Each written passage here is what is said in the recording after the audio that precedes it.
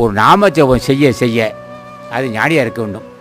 இப்போ ராமலிங்க சாமி அவரும் அந்த வாய்ப்பு தான். எந்த ஞானியாக இருந்தாலும் சரி எல்லாம் பேசிக்கிட்டு பார்த்துக்கிட்டே இருப்பாங்க. 9 ஞானிகளும் பார்த்துக்கிட்டு இருப்பாங்க. அகத்தீசன் முதல் தலைவர். இப்போ அகத்தீசன் வணங்க நான் சொன்னேன், இல்லறம் நல்லா எப்படி இருக்கும், செல்வநிலை பெருகும், லோபித்தனை நீங்கும். இந்த மனிதனை மீண்டும் மீண்டும் பிறக்க வைக்க லோபித்தன் தான். அந்த லோபித்தனை நீங்கும். அதே சமயத்தை அளந்து செய்யக்கூடிய அறிவு வரும். அந்த நாம சொன்னதான்.